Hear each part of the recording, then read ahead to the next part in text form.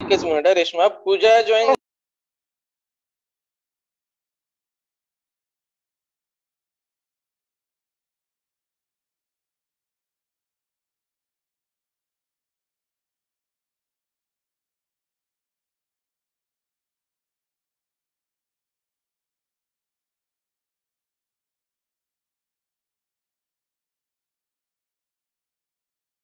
Avadhoot live चालू केलाय ना? की करतात? नाही अजून.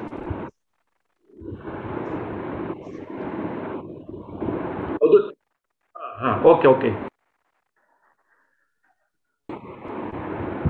Okay start.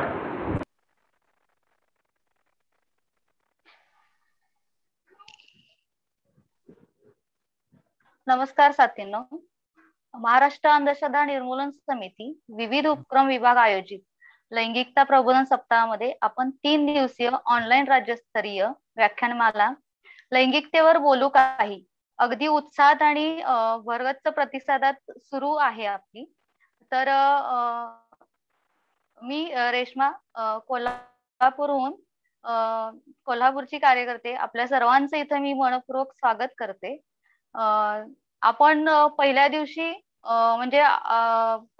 आपण जे शंतनू अभ्यंकरांचं सत्र घेतलं आणि सॉरी अगबाई आरेच्या हे शंतनू अभ्यंकरांचं आपण सत्र घेतलं. दुसऱ्या दिवशी आपण ती तो आणि ते हे आनंद पवार सरांचं सत्र घेतलं. आज आपण इथे काय हे अश्लीलशी त्यावर गीतालीताईंचं सत्र ठेवलेलं आहे. यासाठी आपण सर्वजण इथे उपस्थित आहात. नेहमीप्रमाणे आपला आजचाही प्रतिसाद खूप छान आहे. आपण या उपक्रमाविषयी अधिक जाणून घेण्यासाठी व आजच्या सत्राचे प्रास्ताविक करण्यासाठी मी महाअनिशची म्हणजे महाराष्ट्र अंधश्रद्धा निर्मूलन समिती धुळे जिल्ह्याची कार्यकर्ती प्रज्ञा हिला आमंत्रित करते. प्रज्ञा.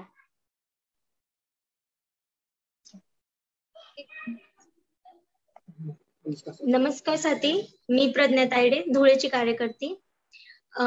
सुरुवात करते. रघुनाथ धोंडे कर्वे यांनी लैंगिकता व संतती नियम याविषयी प्रबोधन करण्यासाठी सुरू केलेला समाज स्वास्थ्य या मासिकाला 15 जुलै 2000 व्हिडिओ 15 जुलै 2000. आवाज येतोय सर? आवाज येतो पण व्हिडिओ दिसत नाही. एक मिनिट. एक second.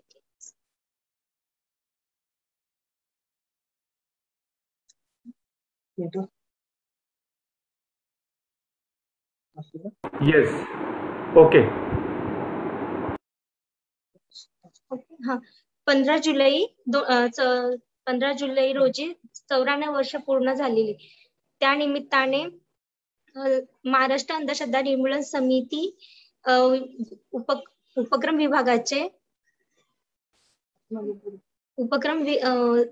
विभागाच्या वतीने 15 ते 16 जुलै हा लैंगिकता प्रबोधन सप्ताह म्हणून राबवत आहेत. या सप्ताह अंतर्गत लैंगिकतेवर बोलू काही या 3 दिवसां व्याख्यानमालेतील आज तिसरे सत्र. 15 जुलै रोजी पहिली व्याख्यानमाला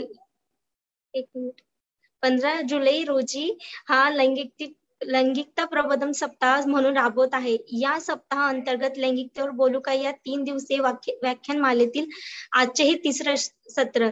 15 जुलै रोजी पहिले सत्र होते अग्गबाई अरेच्या, ज्यामध्ये आपण मानवी लैंगिकतेविषयी डॉक्टर शंतनू अभ्यंकर यांच्याविषयी माहिती जाणून घेतली. दुसरं सत्र तो, ती आणि ते होते 17 जुलै रोजी, ज्यामध्ये माननीय आनंद पवार सर यांनी लैंगिकता आणि लिंगभाव याविषयी आपल्याला अतिशय सोप्या भाषेत माहिती दिली. आणि आजच्या आपल्या तिसऱ्या आणि समारोपाच्या सत्रात आपल्यासोबत राहणार आहेत माननीय गीताली विम.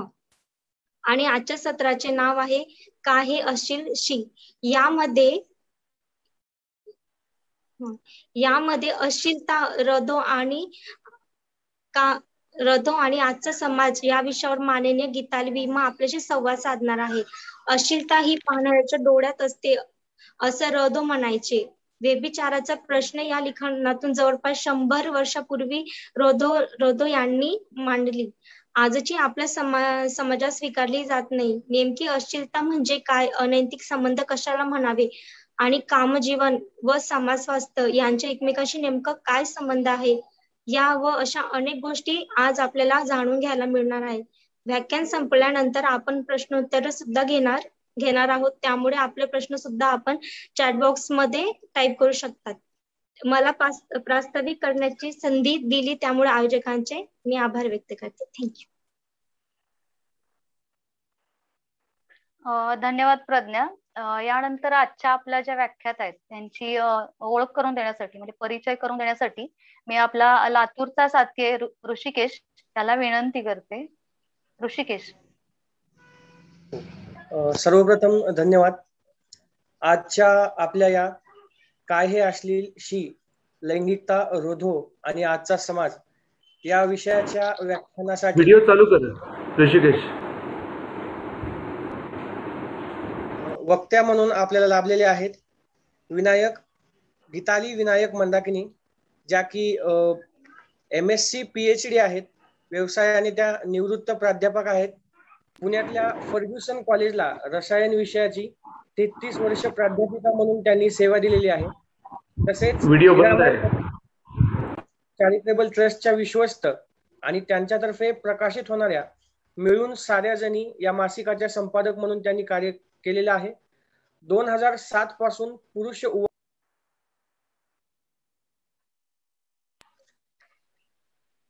सामाजिक कार्यामध्ये जून 1978 ते एप्रिल 1979 दरम्यान नागेपल्ली या गडचिरोली जिल्ह्यातील अतिदुर्गम गावामध्ये प्रौढ शिक्षण आणि स्त्रियांमध्ये जाणीव जागृतीचं काम त्यांनी केलेलं आहे. तसेच या प्रकल्पाला भारतीय शिक्षण संस्था पुणे यांनी खूप मोठं सहाय्य केलेलं आहे. पालक, शिक्षक, मुलांचं व्यासपीठ असणाऱ्या पालक नीती मासिकांची संपादक सदस्य आणि संपादक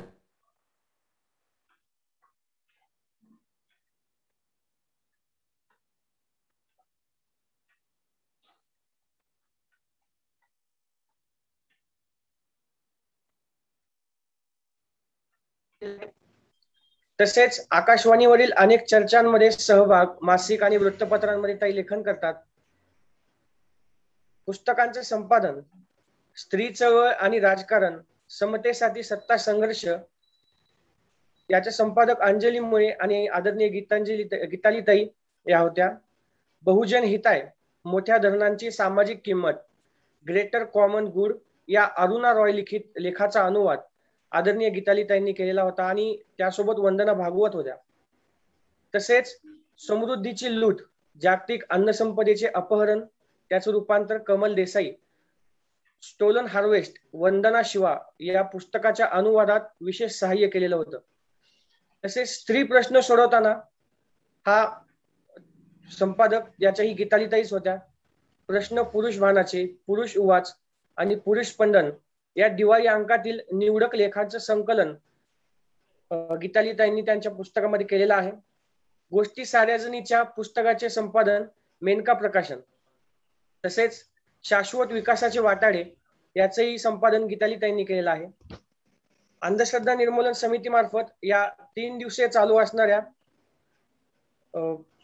संपूर्ण जो आपलं व्याख्यानमाला आहे त्याचं 3 दिवसीय ऑनलाईन राज्यस्तरीय व्याख्यानमाला जी युवा वर्गाकरिता अनिसने चालू केली त्याबद्दल सर्वप्रथम मी सर्वांचे आभार मानतो आणि मला आदरणीय गीतांजलीताई यांचा परिचय करून देण्यास संधी उपलब्ध करून दिली त्याबद्दल मी सर्वांचा आभार मानतो. धन्यवाद. धन्यवाद ऋषिकेश.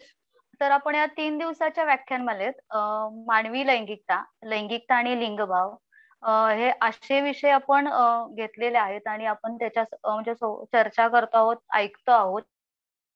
हे असे विषय आहेत जशा म्हणजे ज्या बोलले जात नाहीत, म्हणजे ज्याचा उच्चार विचारापर्यंत आपण येतो आहोत. असाच आजचाही विषय आहे की काय हे अश्लीलशी म्हणजे लैंगिकता, रधो आणि आजचा समाज या विषयावरती संवाद साधायला आपल्यासोबत आहेत माननीय गीतालीताई, ज्या संपादिका आहेत मिळून सार्वजनिक पुणे. या गीतालीताईंचं आजच्या या सत्रात मी मनपूर्वक स्वागत करते. पुढचं सत्र गीतालीताई घेतील.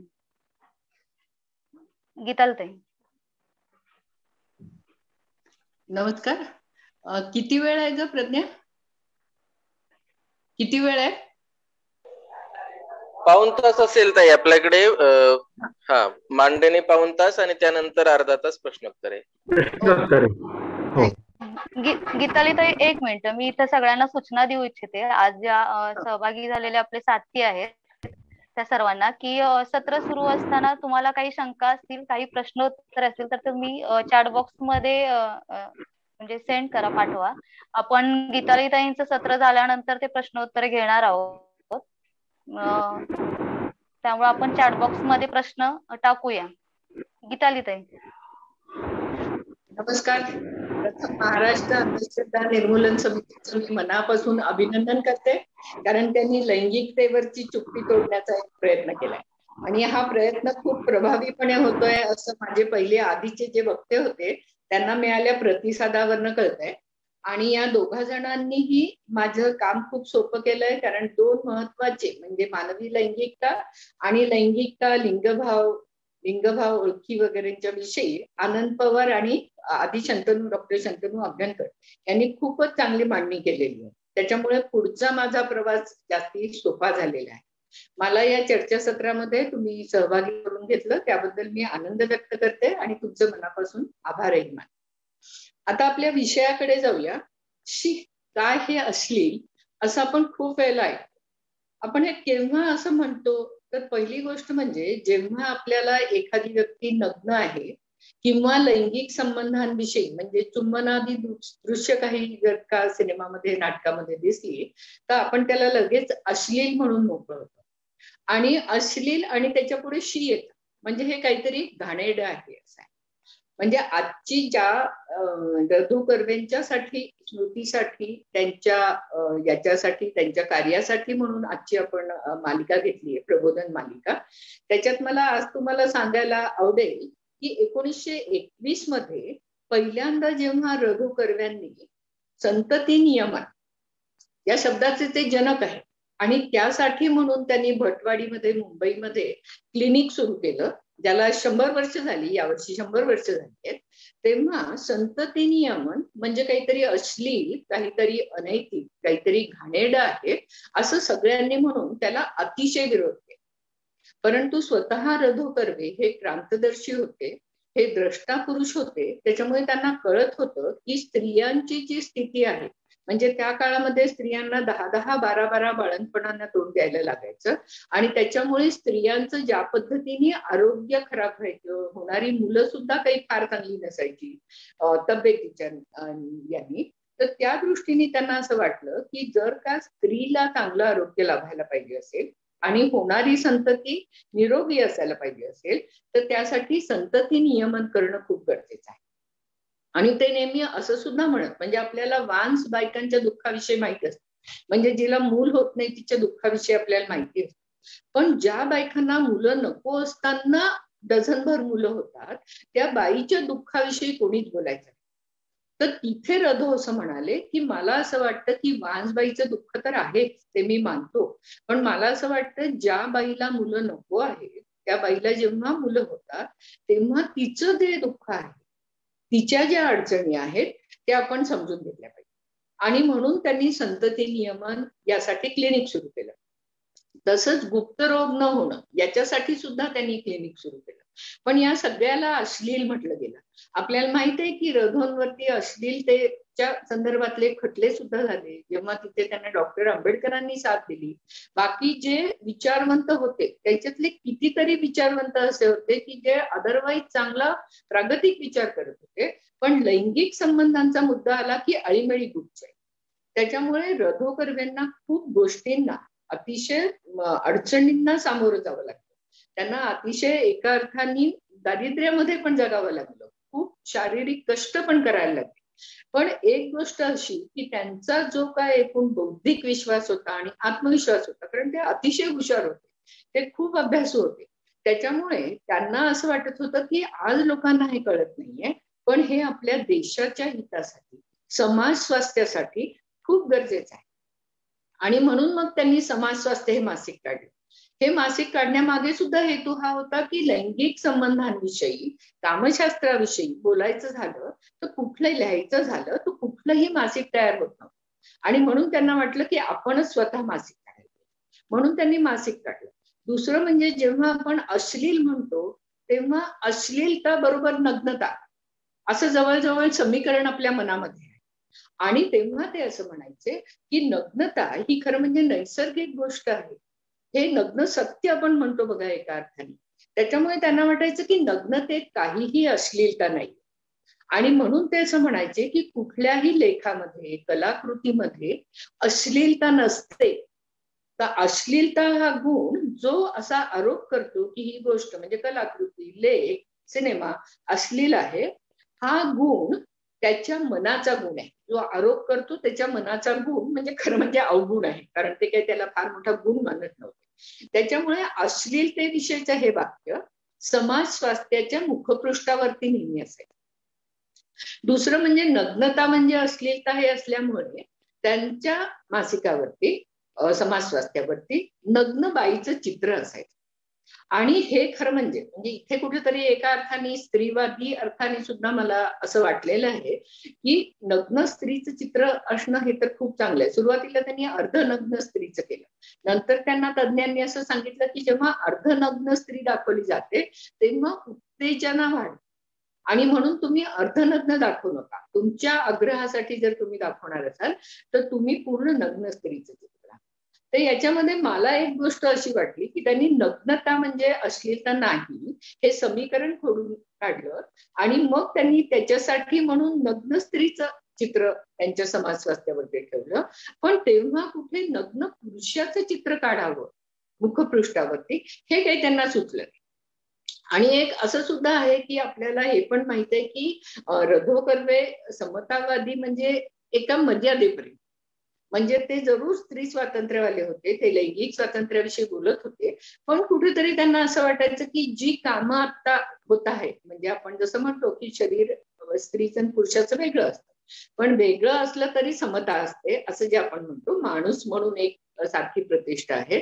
त्यांना असं वाटायचं की स्त्रिया जे काम करतात ते नैसर्गिक आहे सगळं पुरुषांचं आणि स्त्रियांचं, त्याच्यामुळे स्त्रियांनी उगीच पुरुषांसारखं व्हायला जाऊ नये म्हणून त्यांनी वकील डॉक्टर वगैरे होण्याच्या भानगडीत पडू नये. कारण पुरुषाला जे बाईविषयी प्रेम वाटतं ते तिच्या स्त्रीत्वाविषयी वाटत असतं. त्याच्यामुळे अर्थातच हे 100 वर्षापूर्वीची गोष्ट आहे, त्याच्यामुळे ही मर्यादा आपण नक्की समजून घेऊ शकू. पण मला असं वाटलं कुठेतरी या गोष्टीचा आपण उल्लेख पण करणं गरजेचं आहे, कारण ही पुरुष प्रधान मानसिकता इतकी हजारो वर्ष चालत आलेली आहे की ती रधोंच्या मनात कुठेतरी असणं हे अगदी स्वाभाविक आहे. आणि एक गोष्ट मला इथे सांगायला आवडेल की नग्नतेच्या संदर्भात, म्हणजे नग्नता म्हणजे अश्लीलता नाही असं जेव्हा ते म्हणत, तेव्हा त्यांनी खरं म्हणजे नग्न संघ तयार करण्याचा पण प्रयत्न केला. म्हणजे त्यांचं असं म्हणणं होतं की माणसाने दिवसातले काही तास नग्न असणं खूप गरजेचं आहे, कारण नग्न असलो तर आपल्या सर्व अवयवांना, अवयव प्रत्यवय या सगळ्यांना हवा लागतो, प्रकाश लागतो. तर त्यांचं तर मत असं होतं की सूर्यप्रकाशात सुद्धा काही वेळ खरं म्हणजे नग्न अवस्थेत राहायला पाहिजे. आणि हा जो नग्न संघ हा मिश्रित असावा, म्हणजे तिथे स्त्री पण असावी पुरुष पण असावा. आणि असं असेल, स्त्री पुरुषांचा नग्न संघ जर का असेल, तर जी स्त्री पुरुषांच्या देहाविषयी एकमेकांच्या मनात कुतूहल आहे, जिज्ञासा आहे, आणि काही काही वेळेला ती काय म्हणतो आपण मर्यादे पलीकडची असते, ती विकृतीकडे जाणारी असते. तर ही कुतूहल जिज्ञासा एकीकडे चांगलं असतं, त्याच्यामुळे ही कुतूहल जिज्ञासा शमेल आणि मग उगीच अति असणाऱ्या कुतूहलापोटी जे मनस्वास्थ्य बिघडतं, म्हणजे झाकपाक केल्यामुळे जे मनस्वास्थ्य बिघडतं ते बिघडणार. तर आता हे नग्न संघ असणं हे जवळजवळ अवघड होतं, कारण त्यांना त्याच्यासाठी प्रायव्हेट जागा पाहिजे होती. पण ते म्हणाले की मला असं वाटतं की याचा पुरस्कार करणं बौद्धिक दृष्ट्या, तार्किक दृष्ट्या हे खूप गरजेचं आहे.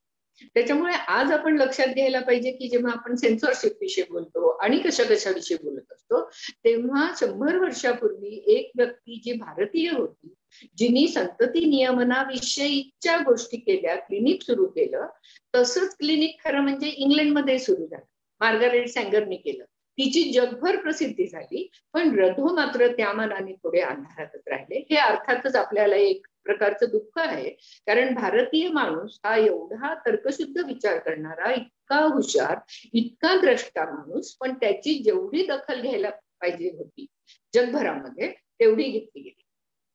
ते मी आता रधोंच्या विषयीचं माझं विवेचन थांबवते, कारण आपल्याला आता आजच्या समाजाकडे जायचं. त्याच्यामुळे मला वाटतं की रधोंनी जी 100 वर्षापूर्वी काही गोष्टी सांगितल्या, ज्याला दुर्दैवाने आज सुद्धा अनेक जण आपल्याला विरोध करताना दिसत आहेत, त्या विरोधाला आपण विरोध करायला पाहिजे. आणि हा विरोध करत असताना आपण अतिशय शांतपणे काही गोष्टी सांगायला. म्हणजे जसं मी म्हटलं की सेन्सॉरशिप विषयी आज काय चालू आहे, म्हणजे अगदी अभिव्यक्ती स्वातंत्र्यावर घाला आणणारी सुद्धा गोष्ट आहे. पण आपल्याला हे माहित आहे की स्वातंत्र्याबरोबर जर विवेक नसेल तर अनागोंदी व्यवस्था होते. आणि म्हणून स्वातंत्र्य म्हणजे काय, तर बेधुंदपणा नाही. स्वातंत्र्य म्हणजे काय, तर तिथे जबाबदारी आहे, तिथे विवेक आहे, आणि तिथे सद्विवेक बुद्धी सुद्धा आहे. तर या गोष्टीचा विचार आपण जेव्हा अभिव्यक्ती स्वातंत्र्याविषयी बोलतो तेव्हा आपण हे ठेवायला. दुसरा मुद्दा येतो स्वातंत्र्याबरोबर आणि रधोंच्या संदर्भात म्हणायचं तर ते लैंगिक स्वातंत्र्य हे सर्वोच्च स्वातंत्र्य आहे असं मानायचं.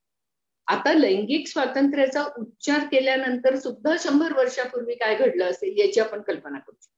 म्हणजे आज सुद्धा आपण लैंगिक स्वातंत्र्याविषयी जेव्हा स्त्री चळवळ थोड्या प्रमाणात घाबरत बोलली, तेव्हा केवढा मोठा गदारोळ झाला. त्या अर्थाने लैंगिक स्वातंत्र्य खरं असू शकतं का, नैतिक संबंध म्हणजे काय, याच्याकडे आपण गेलो ना की आपल्या लक्षात येईल की जेव्हा आपण स्वातंत्र्याविषयी बोलतो तेव्हा तिथे जबाबदारी येते आणि विवेक येतो. त्याच्यामुळे खरं स्वातंत्र्य जर असेल तर अनागोंदी मानणार नाही. पण खरं स्वातंत्र्य असणार आहे का, आणि ते कुणाला असणार आहे, ते कोण देणार आहे, या सगळ्या गोष्टी इथे खूप महत्वाच्या होत्या. त्याच्यामुळे एक लक्षात घेऊया की अश्लीलता ही आपल्या मनामध्ये असते. म्हणजे पहिल्या दिवसापासून डॉक्टर शंतनू अभ्यंकरांनी काय किंवा आनंद पवारांनी काय जे सांगितलं की लैंगिकता ही 2 मांड्यांमध्ये नसून ती मेंदूमध्ये असते, त्याप्रमाणेच अश्लीलता ही कुठल्या कृतीमध्ये नसते, कुठल्या कलाकृतीमध्ये नसते, कुठल्या लेखनामध्ये नसते, तर ती आपल्या मेंदूमध्ये असते. म्हणजे ज्या वेळेला एखादं नग्न सत्य म्हणतो आपण की ज्याच्यामध्ये काही झाकपाक केलेली नाही, त्याच्यामध्ये काही राजकारण नाही, त्यावेळेला जेव्हा एखादी नग्न गोष्ट असते तेव्हा ती अजिबात अश्लील नसते. तर या पद्धतीने आपण श्लील अश्लीलतेचा वाद हा कशासाठी घालतो, आणि अश्लीलता संस्कृतीच्या नावाखाली आपण शोषण करतो का कुणाचं, आपण अन्याय करतो का, याचा विचार करायला पाहिजे. आणि हा जेव्हा आपल्याला विचार करायचा आहे की श्लील अश्लील म्हणजे काय आणि अश्लीलतेमध्ये राजकारण आहे का, तेव्हा आपल्याला नैतिकतेकडे जावं लागतं. म्हणजे नैतिकता म्हणजे काय याचा विचार व्हायला. आपल्याकडे नैतिकतेच्या कल्पना या धार्मिकतेतून येतात किंवा पितृसत्ताक पुरुषप्रधान संस्कृतीतून बाईच्या शरीराभोवती त्या नैतिकता म्हणजे योनिशुचिता असली तर ती बाई नैतिक, या पद्धतीने नैतिकतेच्या कल्पना आहेत. खरं म्हणजे नैतिकता ही जी मानवी उत्क्रांत अवस्था होत गेली स्वभावाची माणसाच्या, त्या माणसाच्या स्वभावामध्ये निसर्गतः त्याला काहीतरी चांगलं करावंसं वाटतं, त्याच्यातून त्याला समाधान मिळेल. कारण आपल्याला माहित आहे की नैसर्गिक गोष्टींना जेव्हा वाव मिळतो तेव्हा तो माणूस समाधानी असतो. म्हणजे माणसाला जेव्हा दुसऱ्यासाठी काहीतरी चांगलं करून बरं वाटतं, समाधान वाटतं, आणि दुसऱ्याचं दुःख बघून वाईट वाटतं, दुसऱ्याला पीडा देऊन वाईट वाटतं, म्हणजे दुसऱ्याला त्रास देऊ नये असं वाटतं, त्याचा त्रास बघून दुःख होतं, ती खरं म्हणजे नैसर्गिक नैतिकता आहे. आपल्याकडे नैतिकता, आणि जेव्हा आपण नैतिकता म्हणतो तेव्हा खरं म्हणजे गांधीजी असं म्हणायचे की सत्य हे शुद्ध नैतिक आहे. म्हणजे जेव्हा आपण सत्याचा शोध घेतो तेव्हा तिथे नैतिकता असते. तर या पद्धतीचा नैतिकतेचा विचार आपण करतो का नैतिकता म्हणजे धार्मिक अंगाने जा त्या नैतिकतेकडे, आणि ती सुद्धा नैतिकता दुहेरी असते, दुटप्पी असते. म्हणजे बाईचं शील जे काचेचं भांड आहे असं म्हटलं जातं ते तिच्या शरीराभोवतीच्या शुचितेविषयी असते.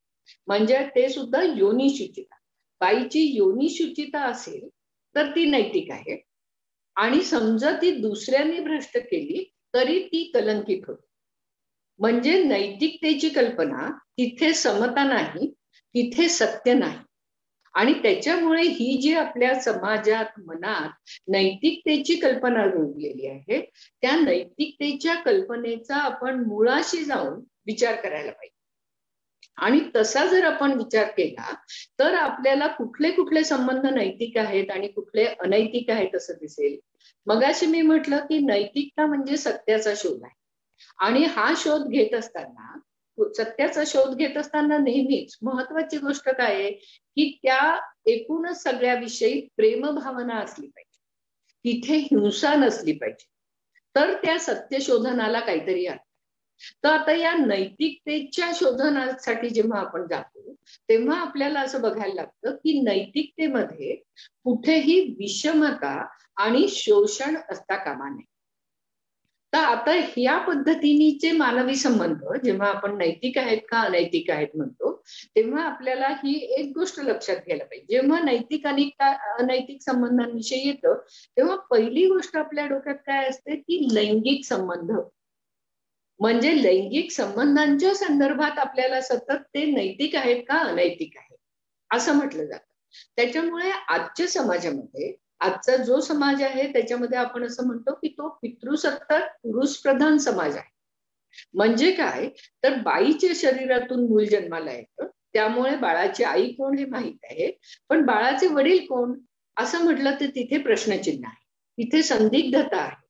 तर ती घालवण्यासाठी म्हणून विवाह संस्था आहे, म्हणजे पिता निश्चितीसाठी विवाह संस्था आहे. आणि मग तो पिता जो आहे त्या अपत्याचा तोच नक्की आहे कशावरून, तर त्या बाईचा दुसऱ्या कुठल्या पुरुषाशी संबंध नाही आला तरच तो त्याचा पिता.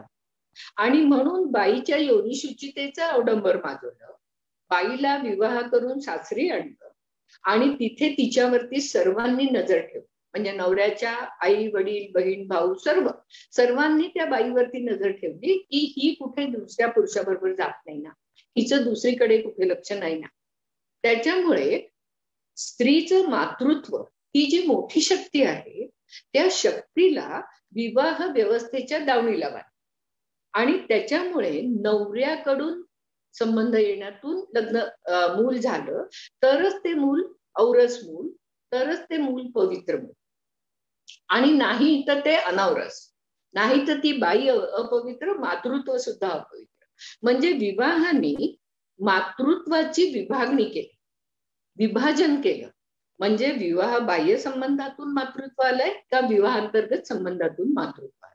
विवाहांतर्गत संबंधातलं मातृत्व पवित्र आणि विवाह बाह्य संबंधातलं मातृत्व हे अपवित्र. त्याच्यामुळे विवाहाच्या अंतर्गत जे लैंगिक संबंध आहेत ते पवित्र आहेत आणि विवाहाच्या बाह्य संबंध जे आहेत ते अपवित्र आहेत, म्हणजेच ते अनैतिक आहेत. तर नैतिकता आणि अनैतिकतेची ही व्याख्या ही अतिशय चुकीची व्याख्या आहे. कारण आता आपण असं बघू की विवाह संस्थेचा पाया, मगाशी मी म्हटलं तसं, जर का पितृसत्ताक पुरुष प्रधानता हा असेल तर तिथे बाईला दुय्यम स्थान आहे. आणि म्हणजे इथे समता नाही, म्हणजे इथे विषमता आहे, ही पहिली गोष्ट. दुसरी गोष्ट अशी की या विवाह संस्थेमध्ये लिंगाधिष्ठित श्रम विभागणी आहे. म्हणजे काय, तर बाईने घरकाम करायचं आणि तिला मूल होतं त्यामुळे तिने बालसंगोपन करायचं आणि या दोन्ही कामाला पैसा नाही त्यामुळे तिला प्रतिष्ठा नाही. या उलट पुरुषांनी घराबाहेरचं काम करायचं आणि तिथे पैसा आहे म्हणून प्रतिष्ठा आहे. आणि बाईच्या या घरकामाला प्रतिष्ठा नाही, पैसा नाही, त्यामुळे ती पुरुषावरती अवलंबून आहे. आणि म्हणून मग पुरुषावलंबी मातृत्व झालं, नवऱ्यावलंबी मातृत्व झालं आणि मग सगळीच लैंगिकता माणसाची याचं विभाजन झालं. म्हणजे जर का आपण असं बघितलं की लैंगिकता ही नैसर्गिक आहे, ही जन्मापासून मृत्यूपर्यंत आहे.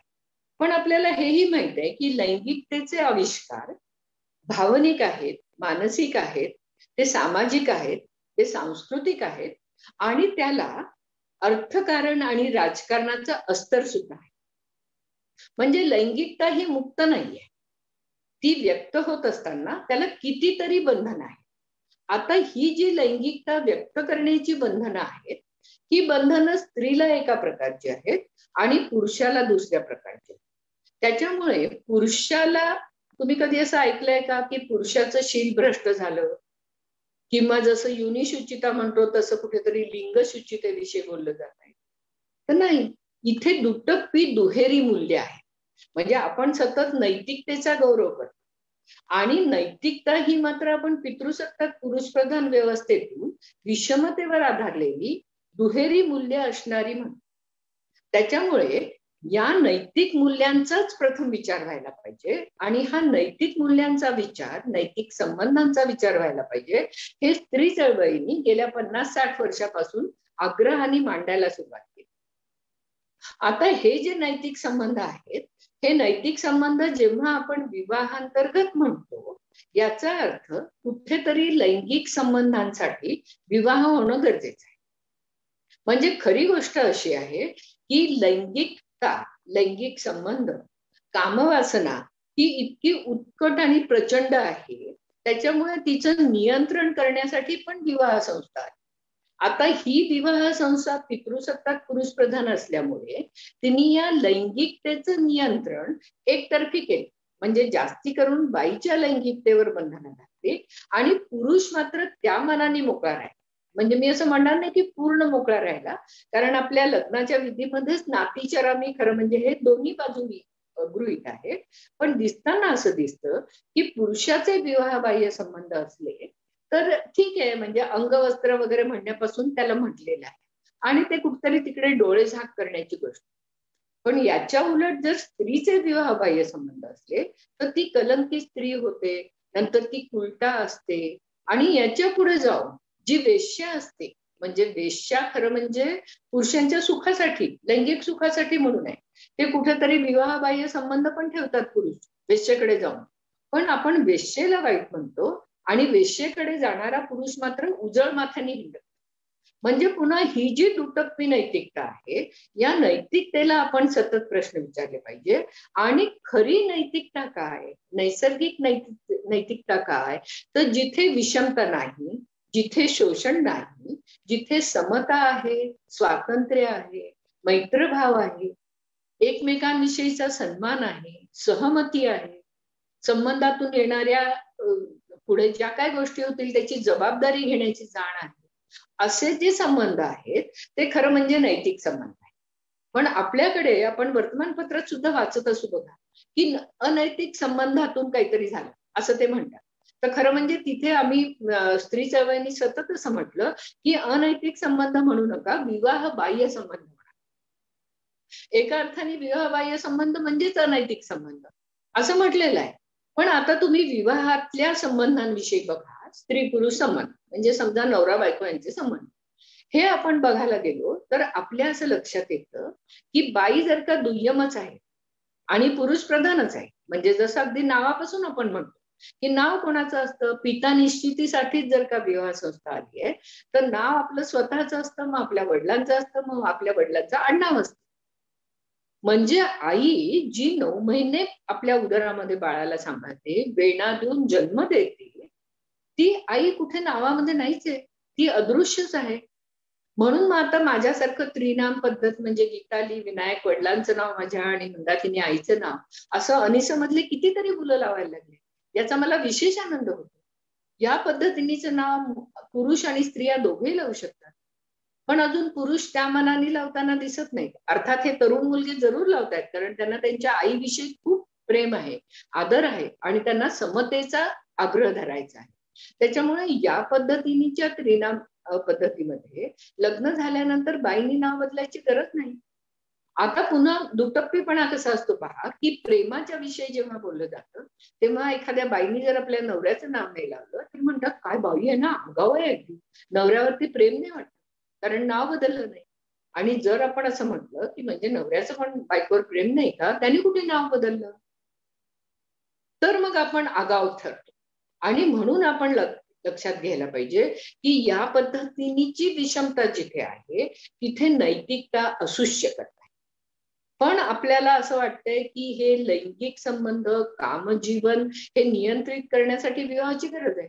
आणि त्याच्यामुळे विवाहाच्या अंतर्गत ज्या गोष्टी होतात, म्हणजे उदाहरणार्थ बायकोला मारहाण होत असेल, बायकोला उठल्या बसल्या अपमान होत असेल, तरी आपण काय म्हणणार की बाईनी हे सहन करायला पाहिजे, कारण तिला कुटुंब ठेवायचंय ना. त्याच्यामुळे मग ती मूल्य कौटुंबिक मूल्य आहे आणि म्हणून ती नैतिक आहे. अशा पद्धतीने एक युक्तिवाद केला जातो, ज्याला आपण विरोध करायला पाहिजे. कारण आपल्याला खरी नैतिकता, खरे नैतिक संबंध असून हवे. मग याच्यासाठी आपल्याला विवाह नकोय का, आपण विवाहाचा विच्छेद करायला निघालोय का, तर मला असं वाटत नाही. मला वाटतं की आपल्याला काहीतरी एक युनिट, आपलं काहीतरी घर, आपलं काहीतरी कुटुंब असावं असं वाटत असतं आणि हे मानवी आहे. त्याच्यामुळे हे कुटुंब असताना आज विवाह होतो. पूर्वी ज्या पद्धतीने विवाह व्हायचा की मुलीला बघितलं जायचं, तिला चालून दाखव म्हणायचं, तिचे डोळे बघितले जायचे, बोल म्हणायचं वगैरे वगैरे, आता त्या पद्धतीनेच होत नाही.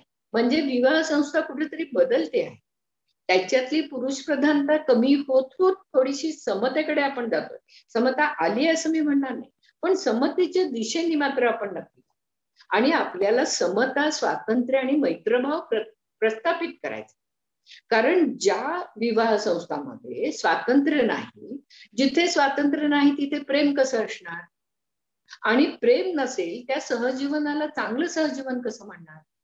आपल्याला कसं वाटतं की कुटुंब संस्था, विवाह संस्था किती ग्रेट आहे ना, तिथे बघा कसे किती वर्षोनवर्ष नवरा बायको एकत्र राहतात.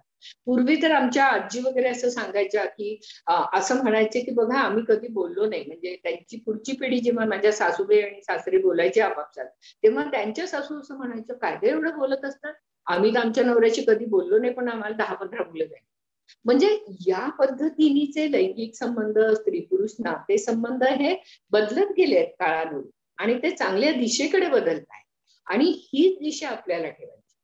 ही दिशा ठेवत असताना आपल्याला ज्या चांगल्या गोष्टी आहेत त्या चांगल्या गोष्टी तशाच ठेवायच्या, पण ज्या वाईट गोष्टी आहेत त्यांना वाईट आहेत असं म्हणायला हवंय. वाईट म्हटलं की आपण वाईट होतो ना प्रस्थापित व्यवस्थेतल्या, त्याच्यामुळे बऱ्याच वेळेला आपण वाईट म्हणायला धजत नाही. पण मला असं वाटतं की इथे कुठेतरी आता ही गरज आहे की आपल्याला ज्या गोष्टी आजच्या समाज व्यवस्थेतल्या, कुटुंब व्यवस्थेतल्या वाईट दिसत आहेत त्यांना वाईट म्हणायला पाहिजे. पण अर्थातच ते वाईट अथवा आपला निषेध नोंदवत असताना आपल्याला एक प्रकारचं सौहार्द असलं पाहिजे, म्हणजे आपण चांगल्या पद्धतीने विरोध करू शकलो पाहिजे. आपण अतिशय उद्धटपणे, अतिशय आक्रमकपणे विरोध करायची काहीही गरज नाही. संवादातून निम्म्या गोष्टी सुटतात, निम्मे प्रॉब्लेम सुटतात. त्याच्यामुळे त्या पद्धतीनेचा संवाद ठेवणं आणि त्याच्यातून आपल्याला बरोबर ज्या गोष्टी वाटत नाहीत त्या गोष्टींविषयी निषेध करत राहणं हे आपण कुटुंबापासून सुरू केलं पाहिजे. म्हणजे जसं आगरकर म्हणत की आपल्या देशामध्ये लोकशाही आहे, पण ती आपल्या कुटुंबात आहे का? कुटुंबात जर लोकशाही नसेल, कुटुंबात जर नवरा बायकोला फारच वाईट वागत असेल, कुठल्याही बाबतीत मतस्वातंत्र्य नसेल, मुलांना पण नसेल, तर देशामध्ये लोकशाही कशी येणार आहे?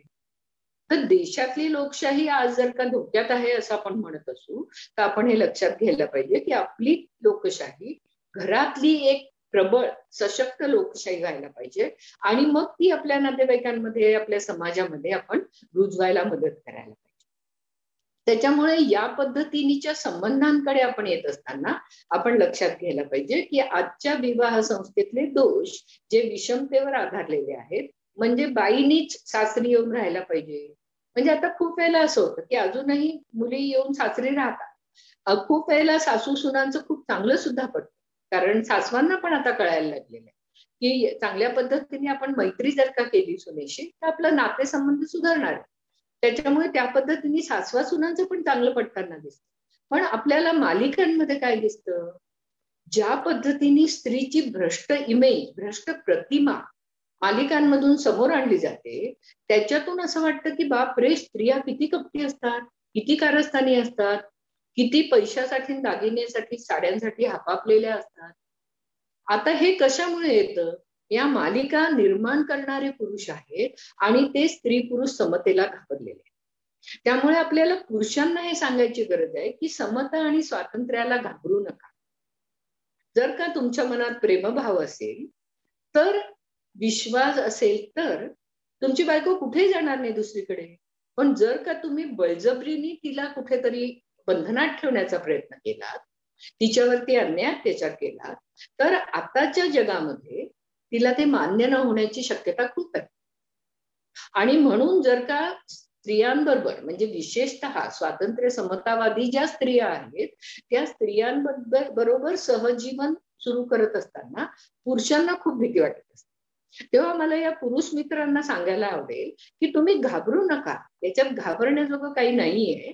पण तुम्ही विचार करा, तुम्ही विचार करा की या व्यवस्थेतल्या ज्या चांगल्या गोष्टी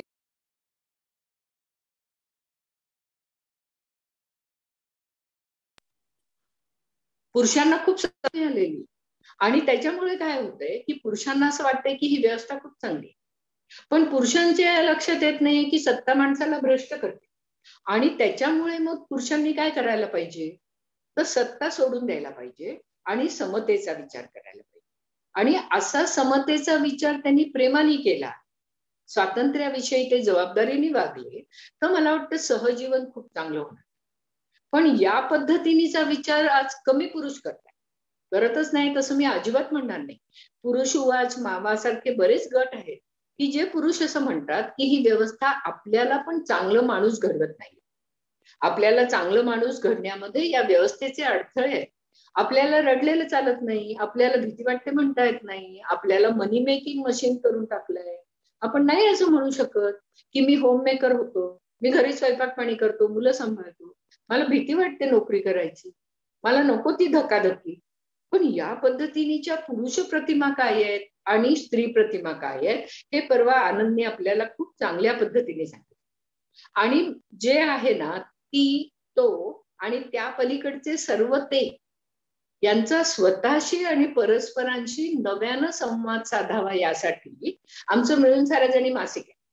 त्यामुळे मला त्या याचं शीर्षक खूप आवडलं सत्राचं, ती, तो आणि ते. त्याच्यामुळे आता ते कडे येऊया की जेव्हा आपण स्त्री पुरुषांविषयी आता सारखं बोलतो, तिथे म्हणतोय की स्त्रियांना दुय्यमत्व आहे, स्त्रियांवरती अन्याय अत्याचार होतोय, हिंसाचार होतोय. तर या पद्धतीच्या गोष्टी स्त्रियांवर तर होतातच आहेत, पण जी व्यक्ती स्त्री पण नाही पुरुष पण नाही, ट्रान्सजेंडर आहे, किंवा ज्या व्यक्तीला समलिंगी आकर्षण आहे आणि समलिंगी संबंध ठेवावेसे वाटतात, अशा सर्व व्यक्तींना आपण ते असं म्हणतो आणि त्यांना उपेक्षितो, त्यांचा अवमान करतो. तो आपण टाळला पाहिजे. LGBTIQ आता चांगली जोरात आहे, त्याच्यामुळे बऱ्यापैकी या गोष्टीचा हक्क, मानवी हक्क ते मानतायत, मानवी अधिकार ते मागता आहेत. या सगळ्याला आपण प्रतिसाद द्यायला पाहिजे. आपण म्हणायला पाहिजे की आम्ही सर्व तुमच्या बरोबर आहोत. आणि मग आम्ही आणि ते, तुम्ही आणि ते या पद्धतीनेच विभाजन न करता आपण सर्व माणसं आहोत आणि लिंगभावा पलीकडे जाऊन माणूस भाव, माणूस भान आपल्या सगळ्यांमध्ये असायला पाहिजे. आता याच्यामध्ये शेवटच्या टप्प्याकडे येत असताना कामजीवन आणि समाज स्वास्थ्य याचा काय संबंध आहे? काही संबंध आहे का? रधोंनी याच्याविषयी काय केलं? तर रधोंनी समाज स्वास्थ्यासाठी कामशास्त्र या पद्धतीच्या काही गोष्टी लिहिल्या. म्हणजे आपण हे लक्षात घेऊया की कामसूत्र मराठीमध्ये रधोंनी लिहिलं आणि त्याच्यामध्ये त्यांनी असं म्हटलं की ज्या पद्धतीने कामशास्त्रामध्ये पाश्चिमात्य देशांमध्ये पुरुषाच्या सुखाचा फक्त विचार केला जातो, त्याच्या विरुद्ध वात्सायनाने स्त्री सुख केंद्रस्थानी ठेवलं आणि बाकीच्या समागमाच्या गोष्टी केल्या. म्हणजे आपण हे लक्षात घ्यायला पाहिजे की लैंगिक संबंध, मगाशी आपण जे अश्लील आणि शी म्हणतोय तिथे लैंगिक संबंध म्हटलं की शी, घाण, आपलं शरीर, विशेषतः स्त्रियांचं शरीर म्हणजे काहीतरी शरम वाटण्याची, लाज वाटण्याची गोष्ट आहे असं जे आपल्या मनावरती बिंबवलं आहे तर ते चुकीचं आहे. आपलं शरीर आणि आत्मा, आपल्याला माहिती आहे हिंदू संस्कृतीमध्ये काय आणि एकूण अध्यात्मामध्ये काय, शरीर आणि आत्मा असं द्वैत केलेलं आहे. आणि मग शरीराचं सुख पाहिजे म्हणणारे कमस्तर, ते क्षुद्र असं मानलं गेलंय आणि आत्म्याच्या प्रगतीविषयी जे बोलतात ते ग्रेट आहे. खरं म्हणजे शरीर आणि आत्मा एक असणं हे खूप गरजेचं आहे. शरीर हे आपल्या भौतिक सुखासाठी आवश्यक असणारी गोष्ट आहे. म्हणजे शरीर नसले तर त्या आत्म्याचं काय करायचंय? त्याच्यामुळे भौतिक सुखाविषयीचा विवेकवाद हे जे तत्वज्ञान आहे, हे सुख म्हणजे फक्त मानसिक, माझं सुख, माझं शारीरिक सुख असं म्हणत नाही, तर त्याच्या पलीकडे जाऊन दुसऱ्याच्या सुखाचा सुद्धा विचार करतो. म्हणजे मग जेव्हा आपण स्वातंत्र्याविषयी बोलतो, तेव्हा आपण जबाबदारीविषयी बोलतो, तेव्हा आपण विवेकाविषयी बोलतो आणि तेव्हा आपण सत्सद विवेकाविषयी सुद्धा बोलतो. त्याच्यामुळे या पद्धतीचा विवेकवाद असणं समाजामध्ये खूप गरजेचं आहे आणि त्याच्याकरता लैंगिक संबंधाला घाण म्हणणं हे चुकीचं आहे, हे अधोरेखित होण्याची खूप गरज आहे. आपल्याला माहित असेल की सेक्स पॉझिटिव्ह म्हणून एक पाश्चिमात्य देशात चळवळ आहे. त्याच्यामध्ये काय होतं की लैंगिकता याच्याकडे नकारात्मक दृष्टीने बघू नका, त्याच्याकडे सकारात्मक दृष्टीने बघा असं म्हटलं जातं. कारण लैंगिकता ही नैसर्गिक आहे, ती सृजनात्मक आहे, ती आनंद देणारी गोष्ट आहे. म्हणजे आपल्याला माहितीये की फळं फुलं येतात ते लैंगिकतेचेच आविष्कार आहेत ना. पक्षी पूजन करतात हे सुद्धा लैंगिकतेचा आविष्कार आहे. मग ते सर्व आनंददायी आणि छान आल्हाददायी आहेत. तर मग मानवी लैंगिक संबंध घाणेरडे का? हा विचार करून त्यांनी असं म्हटलं की लैंगिकतेकडे जर सकारात्मक चांगल्या दृष्टीने बघितलं, पण मगाशी मी म्हटलं तसं की लैंगिक संबंध हे शोषणावर आधारलेले नको, ते विषमतेवर आधारलेले नको, ते परस्परांचा सन्मान करणारे, परस्परांची संमती असणारे असे जेव्हा असतील, जबाबदारी मानणारे जेव्हा असतील, दोघांनाही आनंद देणारे जेव्हा असतील, तेव्हा ते लैंगिक संबंध हे नैतिक संबंधच आहे. मग ते विवाहांतर्गत असो किंवा विवाहबाह्य असो, पण याच्यामध्ये कुणाचंही शोषण होता कामा नये. आणि मग त्याच्यामुळे जेव्हा मी विवाह बाह्य संबंध सुद्धा नैतिक असू शकते असं जेव्हा म्हणते, तेव्हा त्याचा अर्थ असा की विवाहात जो नवरा आहे तो नवरा आपल्या बायकोच्या संमतीने विवाह बाह्य संबंध ठेवतोय का? आणि ज्या व्यक्तीबरोबर ठेवतोय त्या व्यक्तीची त्याला संमती आहे का? ती त्या याचा नात्याचा आदर करतेय का?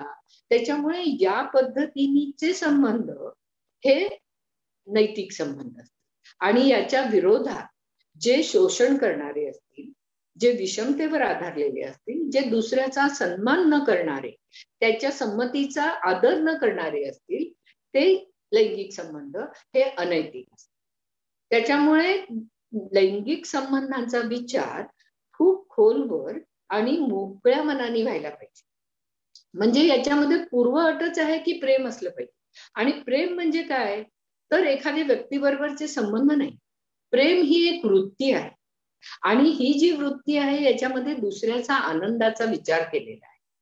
आपण असं बघतो की आपल्या सगळ्यांना प्रेम खूप हवं असतं, अगदी माणसं प्रेमासाठी तडफडत असतात, पण दिसताना असं दिसतं की लोकांना प्रेम मिळत नाही.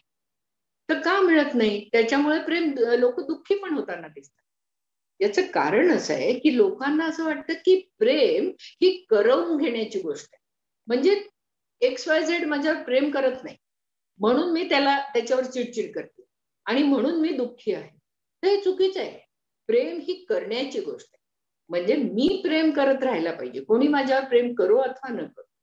त्याच्यामुळे प्रेम असणं याचा अर्थ दुसऱ्याविषयीच्या आनंदाच्या विषयी काहीतरी कन्सर्न असणं, दुसऱ्याविषयी सन्मान असणं. तर या पद्धतीची प्रेम भावना नात्यामध्ये आहे का?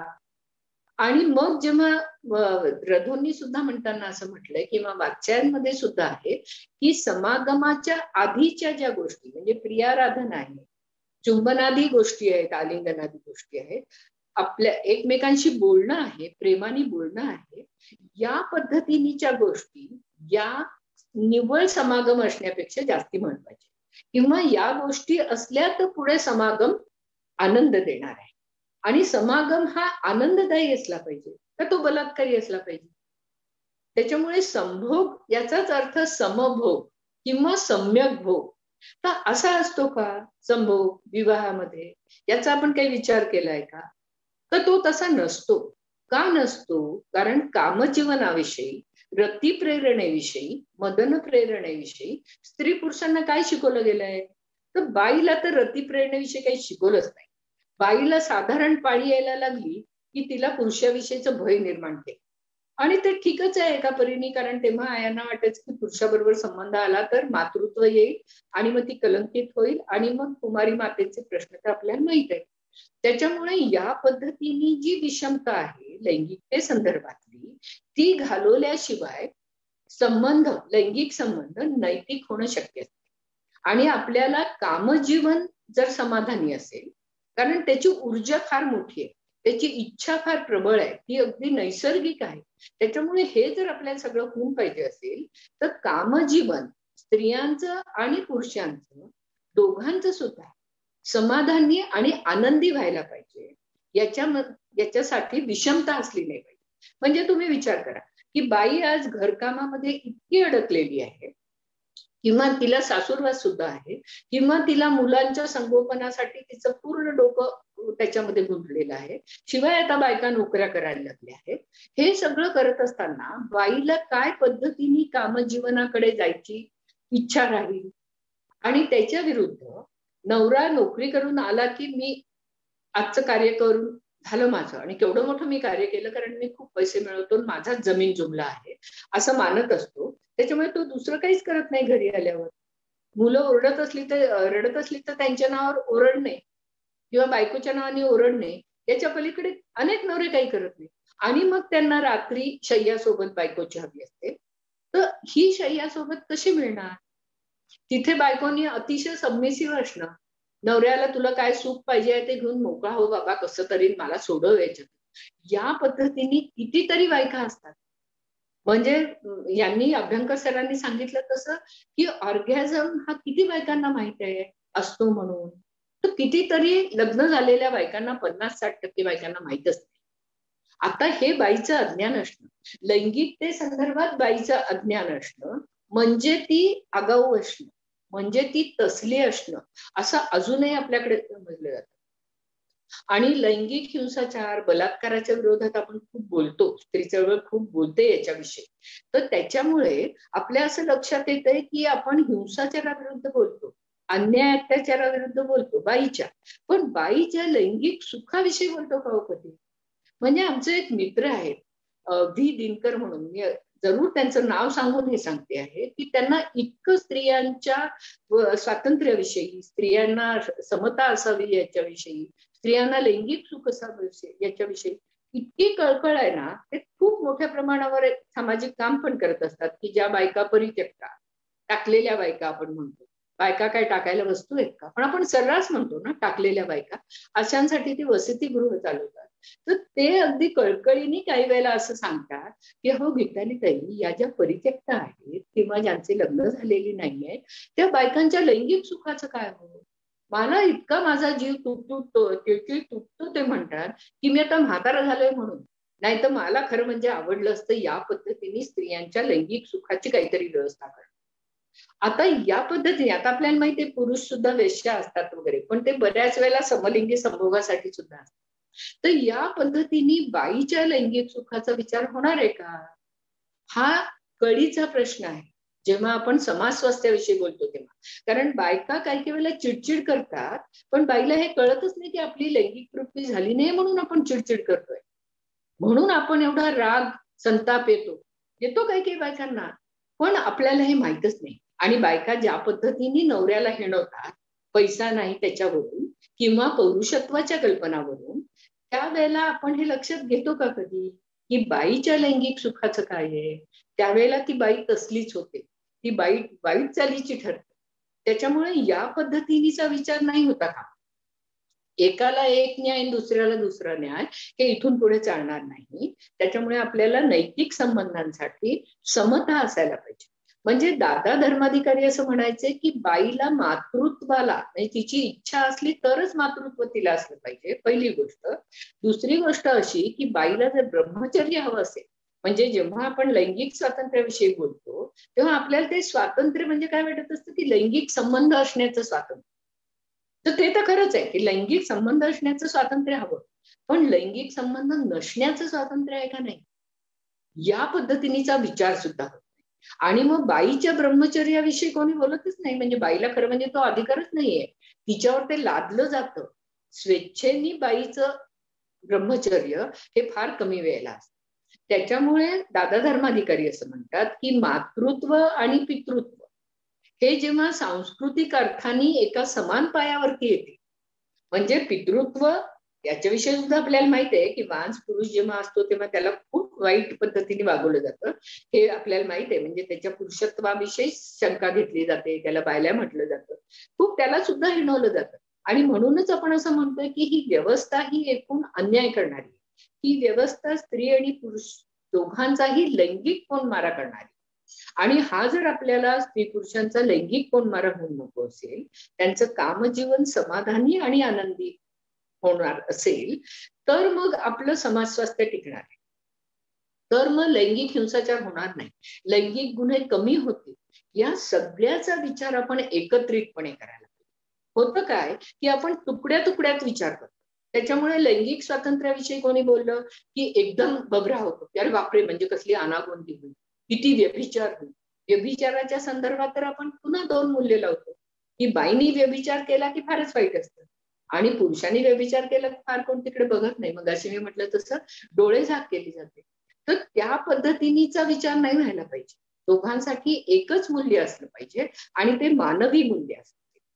त्याच्यामुळे या पद्धतीच्या गोष्टी आपल्याला विचारात घेणं खूप गरजेचं आहे. तर मग समाज स्वास्थ्य होणार आहे. आणि समाजातली हिंसा जर का आपल्याला कमी व्हायची असेल, समाज शांतीकडे जर आपल्याला जायला पाहिजे असेल, तर कुणाचंही शोषण व्हायला नको, विषमता अजिबात असून चालणार नाही. आणि मुख्य म्हणजे मैत्रभाव असण्याची खूप गरज आहे.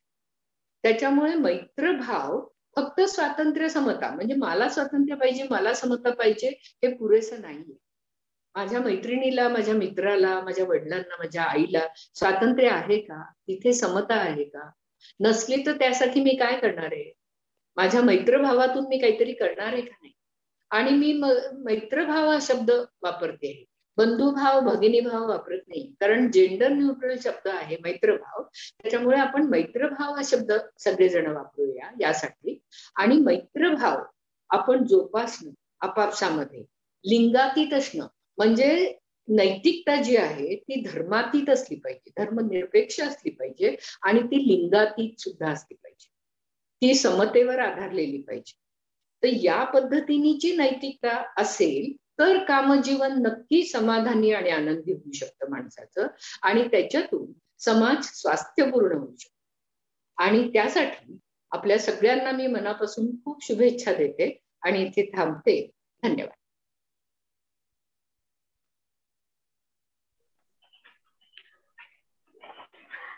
धन्यवाद गीताली ताई, खूप छान मांडणी केलेली आहे तुम्ही इथं आणि बऱ्याच शंकांचं निरसनही झालेलं आहे.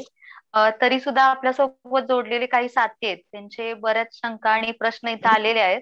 त्या प्रश्न आपण घेऊया आणि त्यांच्याशी संवाद साधूया. तर हे प्रश्नोत्तरे घेण्यासाठी मी आपल्या अमरावतीचे साथी आहेत प्रवीण, यांना विनंती करते की त्यांनी पुढचं प्रश्नोत्तराचं सत्र घ्यावं. प्रवीण.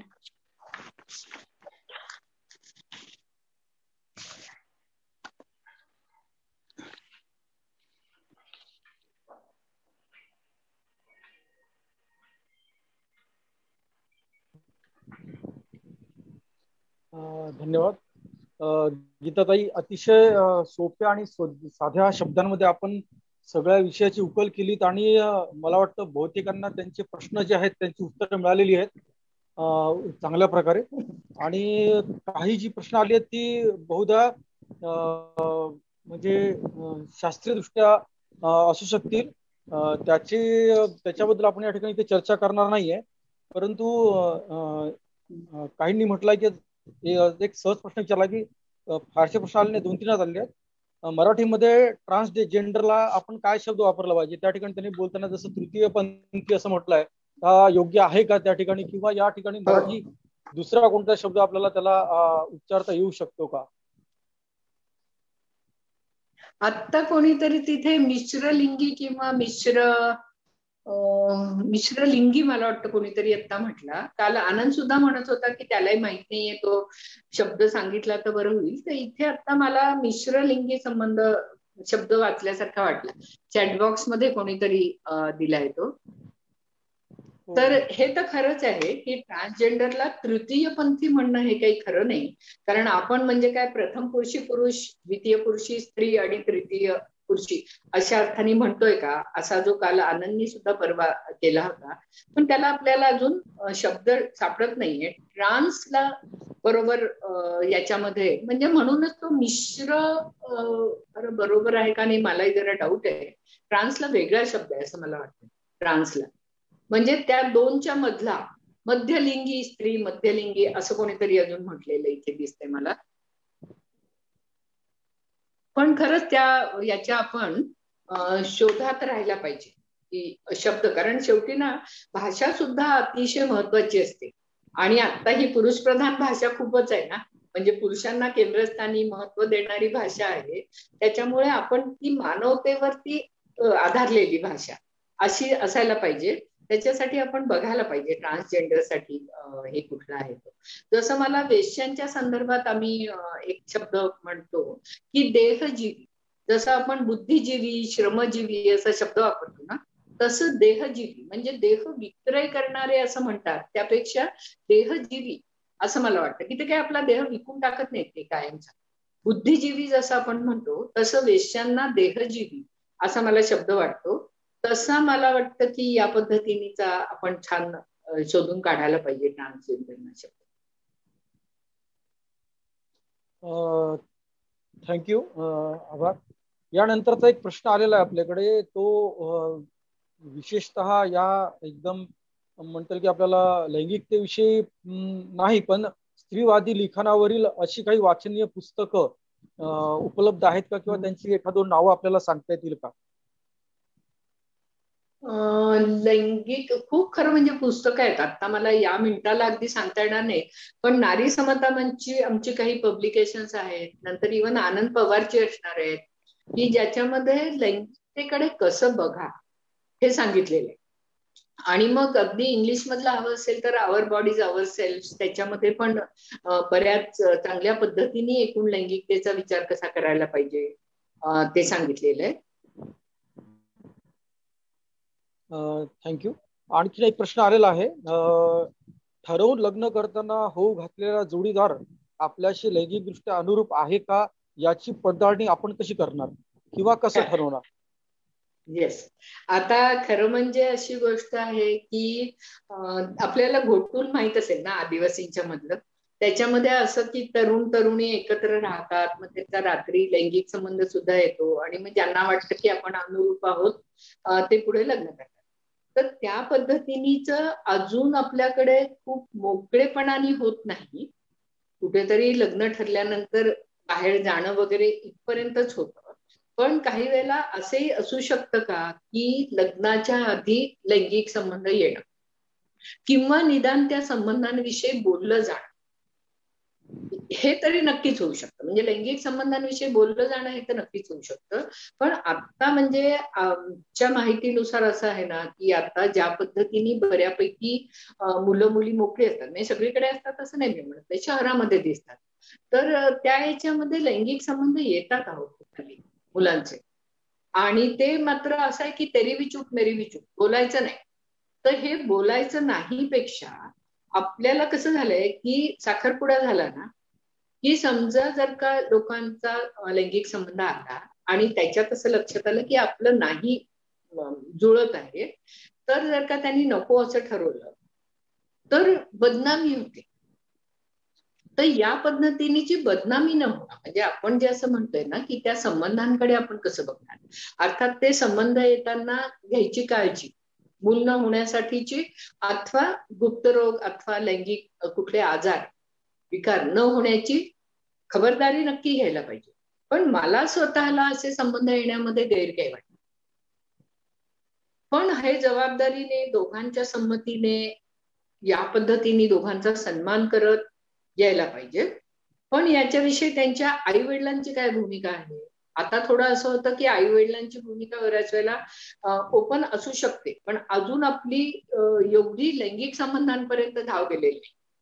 पण ती मला असं वाटतं की खरं म्हणजे चांगलं जर का आपल्याला पुढचं घडून हवं असेल तर जरूर घ्यायला पाहिजे. त्याच्याहून दुसरी पुढची गोष्ट अजून एक मला असं म्हणायचं आहे की समजा अगदी आज त्यांना कळलं की आपलं लैंगिक संबंधांबरोबर ओके आहे बरं का आणि म्हणून लग्न केलं, पण आपल्याला हे सुद्धा माहित आहे ना की over A period of time, म्हणजे लग्न जसं पुढे जात जातं तसं आवडीनिवडी बदलू शकतात आणि वेगवेगळ्या गोष्टींच्या बाजूला विकास होऊ शकतो माणसाचा. म्हणजे समजा एखाद्या पुरुषाला वाटेल की नाही मला लैंगिक संबंधांमध्ये फार काही रस नाही, मला सामाजिक कामच करायचं किंवा मला माझं काहीतरी संशोधन आहे ते पुढे न्यायचं, ठीक आहे लैंगिक संबंध असतील पण त्याला प्राधान्य नाही. तर या पद्धतीचे बदल सुद्धा माणसांमध्ये म्हणजे स्त्री आणि नवरा आणि बायको दोघांच्या मध्ये होताना दिसतात ना. मग हे होतात तेव्हा त्यांचा संवाद किती असतो आपापसामध्ये, नाही तर मग आपल्याला फरफट होताना दिसते ना की काही वेळेला पुरुषांना जास्ती त्याच्यामध्ये लैंगिक संबंधांमध्ये रस असतो, बाईला नसतो. आणि मग मी मगाशी म्हटलं तसं तिच्यावरती विवाह अंतर्गत बलात्कार होतो, ज्याला संमतीच आहे, म्हणजे तो काही कायद्याने बेकायदेशीर नाहीच आहे ना. त्याच्यामुळे या पद्धतीच्या सगळ्या व्यवहारामध्ये सामंजस्य असणं आणि स्वातंत्र्य असणं ही गोष्ट खूप महत्वाची आणि ते आज कमी दिसतंय आपल्या याच्यामध्ये. सामंजस्य नाही, संवाद नाही, एकमेकांशी बोलून काहीतरी करणं असं नाही, जे आहे ते चालू द्यायचं. म्हणजे लग्न मोडलं नाही म्हणजे ते यशस्वी, ही जी एक भावना आहे ना याचा पुनर्विचार व्हायची गरज की सहजीवन आपल्याला खरंच सकस समृद्ध हवंय का कसं बसं ओढलेलं हवंय.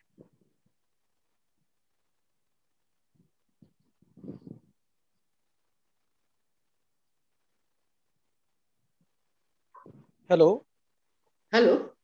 हा त्यानंतरचा एक प्रश्न आहे. लग्न संस्था जर आपण बंद केली, ती व्यवस्था जर आपण बंद केली तर स्त्री स्वातंत्र्य होऊ शकेल का, की तिला स्वातंत्र्य तसं मिळू शकेल का?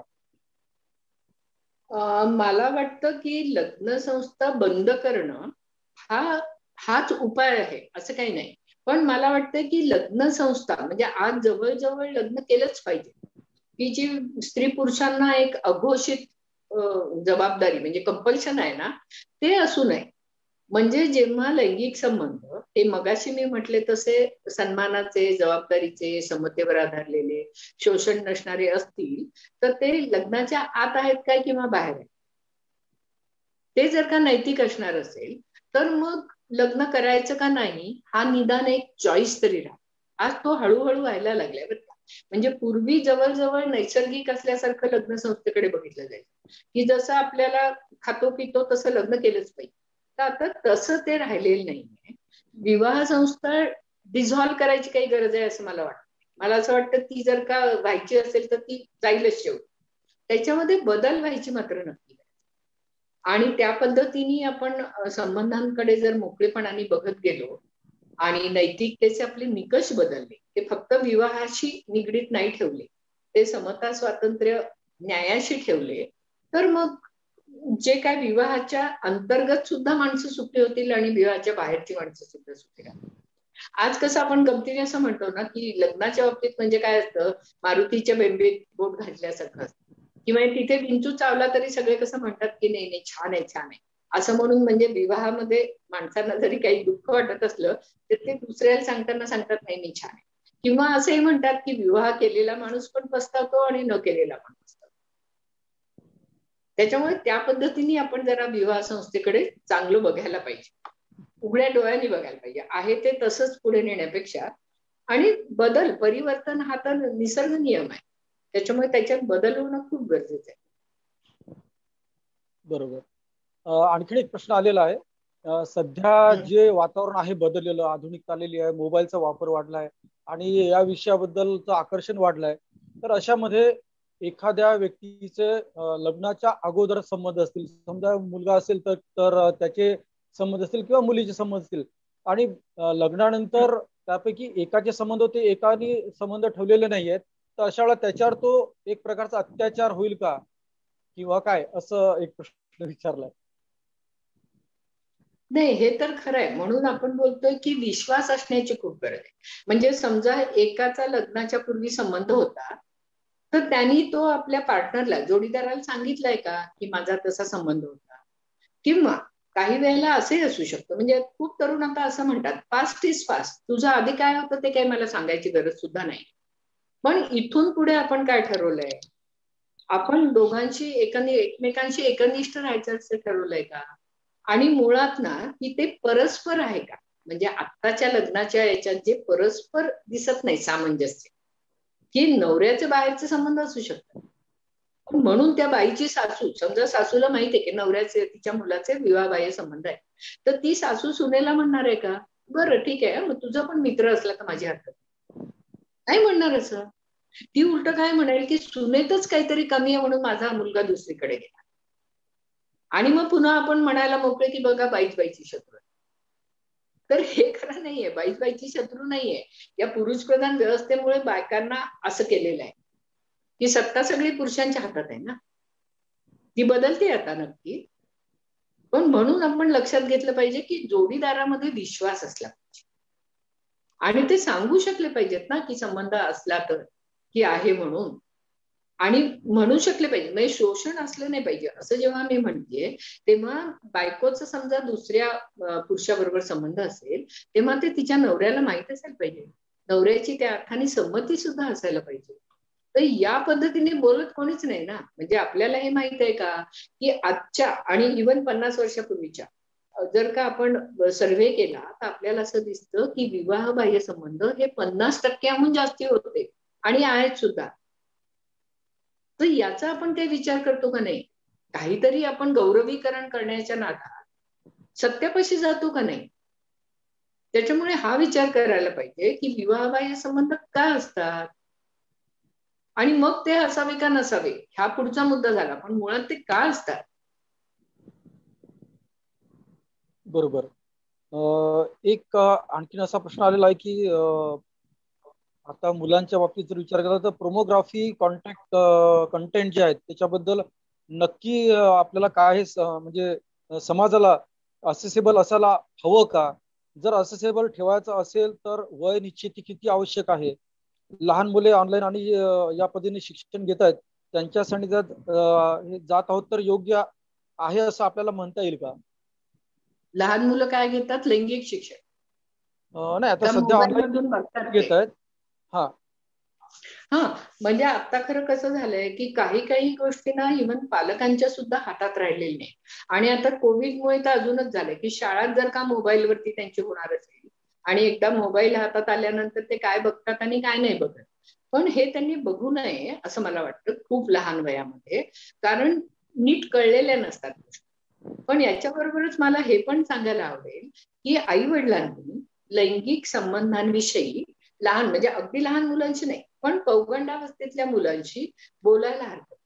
आणि त्यांनी हेही सांगायला हरकत नाही, लैंगिक संबंध हे घाणेरडे नसतात, ते लाज वाटण्याजोगे, शरम वाटण्याजोगे नसतात, पण ते जबाबदारीचे संबंध असतात.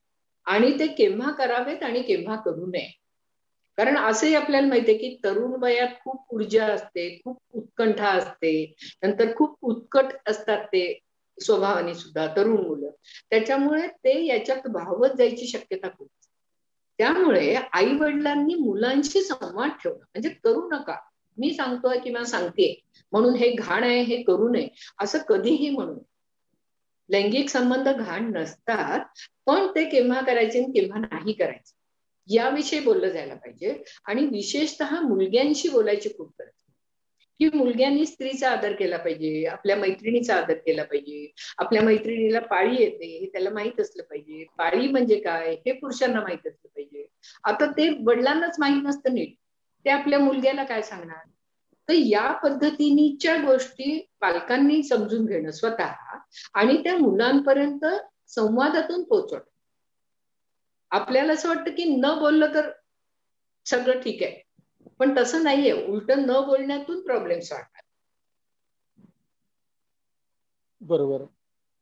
पुढचा प्रश्न आलेला आहे, गुड टच आणि बॅड टच म्हणजे नक्की आपल्याला काय म्हणता येईल, आणि हा स्पर्श चुकीचा असताना असतात की ही जी भावना आहे ती मुलांना नक्की आपल्याला काय शिकवता येईल किंवा काय सांगता येईल. आता ते खरं कसं आहे की आता ते बऱ्यापैकी सांगितलं जातं, म्हणजे त्याच्यात एक सुद्धा असं सुद्धा म्हटलं जातं की खरं म्हणजे आतूनच कळतं मुलींना काय किंवा मुलांना काय, की कुठला स्पर्श चांगला आहे आणि कुठला वाईट आहे. पण त्याच्यातले पुढचे जे धोके असतात ना ते मुलांना कळत नाही. काही जणांना असं वाटतं की तुम्ही इतक्या लहान वयात हे सांगून त्यांची निरागसता घालवून बसता. पण मला असं वाटतं की कुठेतरी अगदी फार याच्याने सांगू नये, म्हणजे फार काहीतरी वाईट होईल किंवा होतं किंवा अशा अर्थाचं सांगू नये. पण आपण एक तर मुलांच्या वागण्यावरती नीट लक्ष ठेवून असावं, आणि असं काही झालं तर आपण त्या मुलांच्या बरोबर खूप संवाद करायला पाहिजे. मुलांना एकूणच कोण माणूस आवडतो कोण आवडत नाही याच्याकडे सुद्धा आपण लक्ष द्यायला पाहिजे. अर्थात आई वडील सतत मुलांच्या बरोबर नसतात, मुलं बाहेर जातात, शाळेत जातात, शेजारी पाजारी जातात. त्याच्यामुळे मुलांना कुठेतरी हे अतिशय सौम्यपणे पण जरूर सांगा की कशी काही माणसं वाईट पण वागू शकतात, जवळ घेऊन कवटाळू शकतात, किंवा काय काय पद्धतीने हे करू शकतात याचं जरूर सांगावं. आणि असं तुम्ही केलं, अगदी जवळचा नातेवाईक असला तरी आम्हाला सांगा, अशा पद्धतीचा विश्वास मुलांच्या मध्ये पालकांनी रुजवला पाहिजे. म्हणजे मग असं काही झालं ना, कारण पूर्वी कसं व्हायचं, असं काही मुलींना विशेषतः झालं की आयाच गप्प बस म्हणायची, की असं कसं काका करेल, असं कसं मामा करेल, असं कसं बाबा करेल, तूच काहीतरी केलंस. कारण बाईच्या हातात सत्ता नव्हती, ती घाबरलेली असायची की आपण या पुरुषांच्या विरोधात काही बोललो तर काय. त्याच्यामुळे या पद्धतीने आपण मुलांना विश्वासात घ्यायला पाहिजे आणि मुलांशी संवाद करत राहायला पाहिजे. त्यांच्यावरती त्या अर्थाने, म्हणजे चांगल्या अर्थाने म्हणते मी, लक्ष ठेवायला पाहिजे की काही घाबरलेलं दिसतंय का आपलं मूल, काहीतरी संकोचतंय का, काही त्याच्या भावना काहीतरी हे झाल्या आहेत का, म्हणजे काय म्हणतो आपण त्याला, की तो असुरक्षित त्याला वाटतंय का. त्या पद्धतीनेच आपण त्याच्यावरती लक्ष ठेवून राहायला पाहिजे त्या अर्थाने. अगदी बरोबर. आपण म्हणतात तसं ते योग्य आहे. आणि काही शाळांमध्ये बॅड टच आणि गुड टच बद्दल काही माहिती पण दिल्या जाते, आणि ते एक चांगलंच आहे. त्यालाच धरून एक प्रश्न आलेला आहे की शालेय शिक्षणामध्ये सुद्धा अशा प्रकारचा विषय जो त्यांच्यासाठी अतिशय महत्वाचा आहे, तर अशा प्रकारचं शिक्षण मात्र आपल्या इथे दिल्या जात नाही किंवा माहिती दिल्या जात नाही. तर असा या विषयाचा त्यामध्ये समावेश असावा का? खरं तर लैंगिकता शिक्षण म्हणतो आपण, लैंगिकतेचं शिक्षण म्हणजे स्त्री पुरुष समान आहेत, मग लैंगिकता आपली कशी असते, स्पर्श काय असतो वगैरे वगैरे, या पद्धतीनेच जरूर सांगावं. आणि लैंगिक संबंधांचं शिक्षण एका वयानंतर सांगावं, म्हणजे ते लहान मुलांना सांगू नये, पण लैंगिकतेचं शिक्षण मात्र लहानपणापासून मुलांना सांगत राहावं आणि ते त्या त्या वयाला अनुरूप अशा पद्धतीने सांगावं.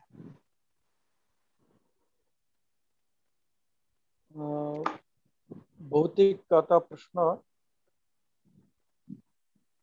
एक प्रश्न असा आहे नवरा दुसऱ्या स्त्रीशी प्रेम संबंध जर ठेवत असेल आणि ते जर पत्नीला कळालं तर ती नैराश्यग्रस्त होते. यातून नवऱ्याला माझ्या अंगालाच हात लावू नको असे म्हणते. मुलांसाठी एकत्र राहतात. अशा परिस्थितीत दोघांनी कसे राहावे यांना काय समुपदेशन आपल्याला करता येऊ शकतं? मला असं वाटतं की याच्यामध्ये एक तर ते उघडपणे माहित आहे ना, म्हणजे नवऱ्याचे संबंध कोणाशी आहेत, काय आहेत, आणि त्या पद्धतीने म्हणजे आता हे तुम्हाला खूप काय म्हणतो आपण स्फोटक वाटू शकतं, पण मला असं वाटतं की अशा बायकोला तिला तिचा मित्र असणं आणि दुसऱ्या पुरुषाबरोबर संबंध असण्याचा एक तर स्वातंत्र्य तो नवरा देतोय का, म्हणजे नवऱ्याकडनं ते आहे का, तर असं म्हणजे याचा आपण विचारच करत नाही. आपण सतत काय म्हणतो की बघा ती बाई म्हणजे काय न बिचारा पुरुष की बायको मग जवळच येऊ देत नाही त्याला म्हणून. पण मग असा कधी नवऱ्याने विचार केलाय का की आपली बायको पण आता म्हणते की म्हणजे असतातच ना दुसरी माणसं आवडूच शकतात बायकोला पण, तर मग ती पण दुसरीकडे गेली तर याला चालणार आहे का? म्हणजे आजच्या एकूण मानसिकतेमध्ये काय दिसतं की बायका म्हणजे हे ज्योतिरावांनी सुद्धा म्हटलेलं आहे की सवती मत्सराविषयी वगैरे खूप बोलतात ना, अगदी शिंजा उपटतात आणि काय वगैरे, आणि कशा म्हणजे बायका ना, तो विनोदाचा विषय किंवा चेष्टेचा विषय होता. तिथे ज्योतिराव असं म्हणाले सवता असं आपली संकल्पना तरी आहे का की एका बायकोचे दोन नवरे किंवा एक बाई आहे आणि तिचे दोन पुरुषांबरोबर समान, असा आपण विचार तरी करू शकतो का? तिथे ती बाई एकदम कलंकितच होते ना, कारण योनिशुचितेचा मुद्दा आहे.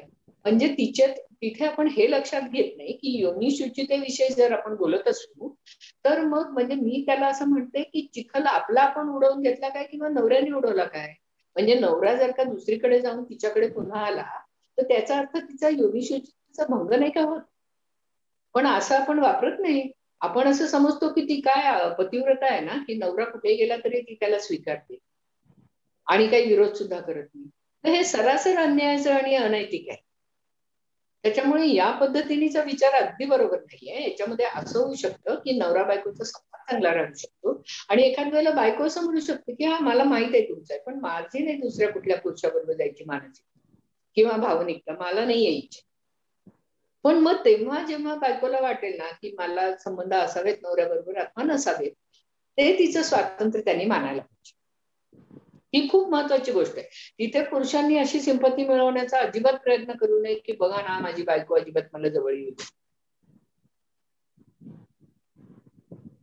बरोबर. आणखीन एक प्रश्न आलेला आहे जो तिन्ही सत्रामध्ये म्हणजे तिन्ही दिवसामध्ये विचारण्यात आला होता. पुरुष आणि स्त्री याच्यामध्ये समानता विषमता हा आपण आज अजून अनुभव घेतो आहोत, त्यामुळेच कदाचित बरेचसे प्रश्न आपल्याला फेस करावा लागत आहे. नसबंदी हा एक त्यातलाच भाग आहे स्त्रियांसाठी आणि पुरुषांसाठी, परंतु पुरुषांसाठी साधी आणि सोपी व्यवस्था असताना सुद्धा ती स्त्रीवरच लादल्या जाते. तर ती तसं व्हायला नको, तर त्याच्यासाठी काय म्हणता येईल आपल्याला? त्याच्यासाठी पुरुषांच्या प्रबोधनाची खूप गरज आहे सर. गरज आहे. म्हणजे पुरुषांना हे समजावलं पाहिजे की एक तर सोपी आहे तुम्ही ती करा, आणि दुसरं म्हणजे याच्यातून तुमचं पुरुषत्वाला काही हानी पोचत नाही. हे पुरुषाला म्हणजे कसं आहे शेवटी की पुरुषाला तो पितावायची क्षमता जी आहे ना ती त्याला आपल्या हातात ठेवायची असते. म्हणजे नुसता पौरुषत्वाचा सुद्धा मुद्दा नाहीये. त्याला असं वाटतं की मी पिता होण्याच्या क्षमतेचा असलो पाहिजे सतत, आणि मग ते एकीकडे हत्यार सुद्धा असतं. म्हणजे मुळात आपण हे लक्षात गेलं पाहिजे की लैंगिकता हे हत्यार म्हणून नाही वापरलं गेलं. अगदी बरोबर. म्हणजे जसं जे बलात्कारात वापरलं जातं, बलात्कार कशासाठी करतात? लैंगिक सुखासाठी फार कमी वेळेला केला जातो. तो त्या पुरुषाला खच्चीकरण करण्यासाठी, त्या बाईच्या नवऱ्याचं खच्चीकरण करण्यासाठी किंवा बाईचं खच्चीकरण करण्यासाठी. फार माच करते काय दाखवतो तुला, अशा पद्धतीने बऱ्याच वेळेला बलात्कार. बरोबर. आणखीन एक प्रश्न आलेला आहे, मतिमंद मुलांचा लैंगिक आरोग्य आणि त्यांचं शिक्षण हे आपण त्यांना कसं देता येईल किंवा त्यासाठी काय करता येईल? काय काळजी घेता येईल? विवाहासाठी त्यांच्या संदर्भात काय काळजी घेता येईल? हो, म्हणजे एक तर अशी गोष्ट आहे की ते स्वतःच स्वावलंबी नसल्यामुळे त्यांच्या लैंगिक संबंधातून मूल निर्माण नाही झालं पाहिजे, ही एक तर खबरदारी घ्यायला लागेल.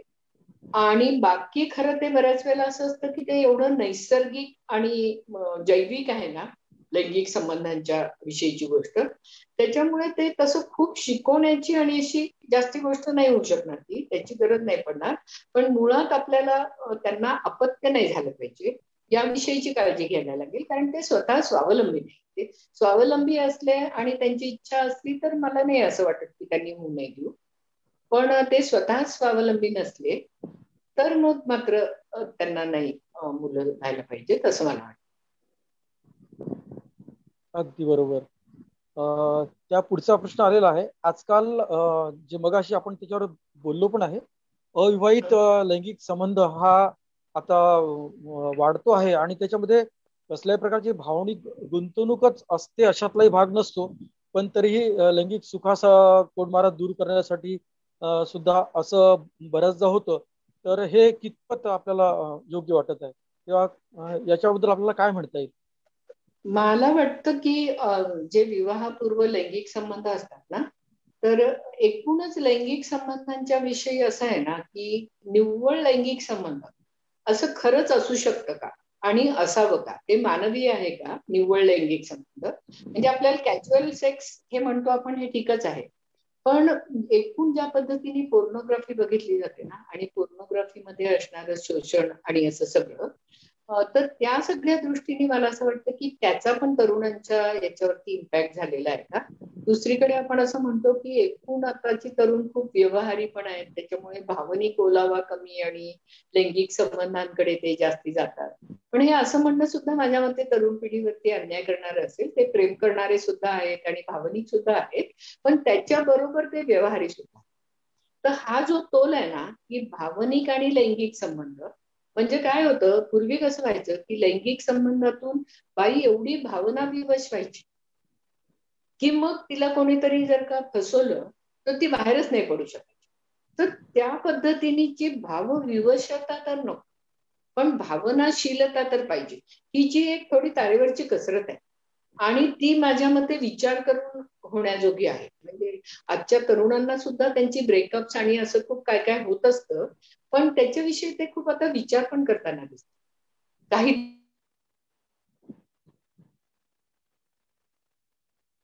बरोबर.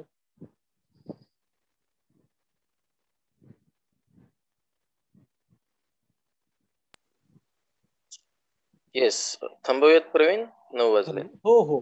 तर प्रश्न आता बहुतेक सगळे संपलेले आहेत आणि एक दोन जे होते ते आपण फारशी मला त्याच्यात काही वाटलं नाही असं की ते विचारण्यासारखे असतील. तर आता मी या ठिकाणी थांबतो. ते आपण सगळ्या प्रश्नांची अतिशय व्यवस्थित उत्तर दिलेली आहेत. मला वाटतं सगळ्यांचं समाधान झालेलं असेल. वेळ पण आपली होत आलेली आहे.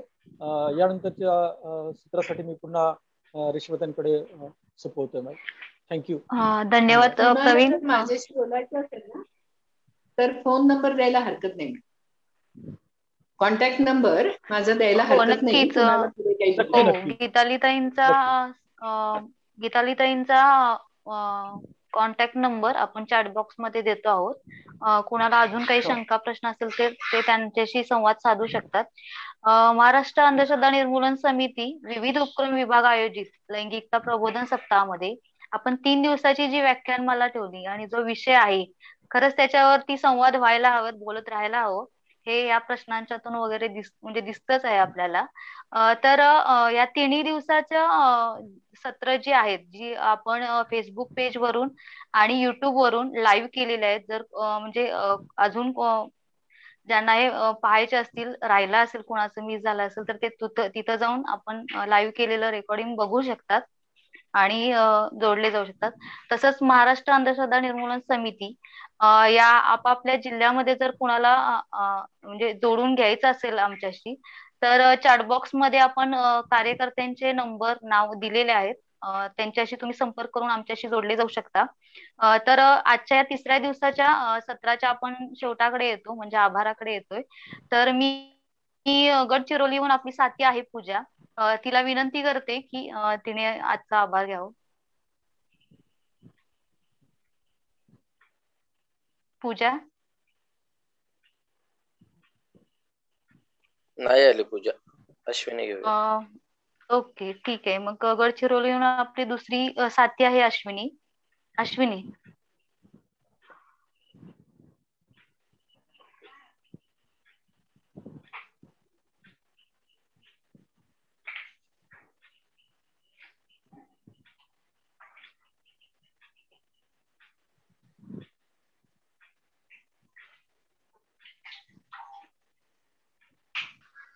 ओके, अश्विनीकडे पण अडचण दिसते. गडचिरोलीमध्ये आज पावसाचं जास्त वातावरण असल्यामुळे थोडा नेटवर्क प्रॉब्लेम आहे, त्यामुळे त्यांकडे थोडी अडचण दिसते. आजच्या सत्राचा आभार मी मानतो. गीतालीताई खूपच ग्रेट. म्हणजे तुम्ही नेहमीप्रमाणेच खूपच सगळ्या विषयांवरती अतिशय सखोल मांडणी आणि अतिशय सोप्या भाषेमध्ये तुम्ही खर तर सगळ्यांच्या प्रश्नांना सुद्धा उत्तर दिलेली आहेत. आणि खऱ्या अर्थाने रधो आज असते तर त्यांनी कशा पद्धतीने आज लैंगिकता आणि आजच्या समाजाविषयी बोलले असते, हे आज आम्हाला थोडक्यात तुमच्याकडून ती झलक मिळाली. लैंगिकता आणि संबंध आणि समाज स्वास्थ्य आणि काम जीवन याच्याकडे कसं बघावं याची खूप निरामय दृष्टी खरं आज तुम्ही आम्हाला दिलेली आहे. त्यामुळे तुमचं मनापासून धन्यवाद. महाराष्ट्राच्या तुम्ही या कार्यक्रमात फक्त एका फोनवर मेसेज मी आलात आणि तुमचा एवढा बहुमोल वेळ आम्हाला दिला, त्यासाठी तुमचं महाराष्ट्र आणि विविध उपक्रम विभागाच्या वतीने मी खूप मनपूर्वक आभार व्यक्त करतो. बरोबर आजच्या कार्यक्रमाचं सूत्रसंचालन करणारी आपली कोल्हापूरची कार्यकर्ती आहे रेश्मा, हिने सुद्धा खूप सुंदर सूत्रसंचालन केलं. त्यानंतर प्रास्ताविक आजची आपली धुळ्याची कार्यकर्ती आहे प्रज्ञा, तिने खूप छान प्रास्ताविक केलं. करून देणारा आपला लातूरचा कार्यकर्ता ऋषिकेश, प्रश्नोत्तर घेणारे आपले कार्यकर्ते अमरावतीचे प्रवीण गुल्हाने सर, या सगळ्यांनी आपापल्या जबाबदाऱ्या खूपच छान पद्धतीने सांभाळल्या आणि त्यामुळे आजचा कार्यक्रम खूप छान झाला. आणि या सगळ्या कार्यक्रमाच्या मागे आपण ज्या पडद्यामागे काम करणारा पण खूप महत्वाचं काम करणारा तांत्रिक सगळ्या गोष्टी सांभाळणारा आपला सांगलीचा कार्यकर्ता अवधूत, त्याने सगळ्या गोष्टीमध्ये तांत्रिक सगळं सहाय्य केलं, त्यामुळे आपण सगळे व्यवस्थित पार पाडू शकलो, त्याचे मी मनपूर्वक आभार व्यक्त करील. या सगळ्या टीमचं खूप खूप मनपूर्वक कौतुक करेल. आभार व्यक्त करायला म्हणजे ही सगळी आपलीच टीम आहे त्यामुळे आभार व्यक्त करायची गरज नाही, पण सगळ्यांचं खूप कौतुक आणि अभिनंदन. आजचा कार्यक्रम तुमच्या सगळ्यांच्या मेहनतीने खूप छान झाला.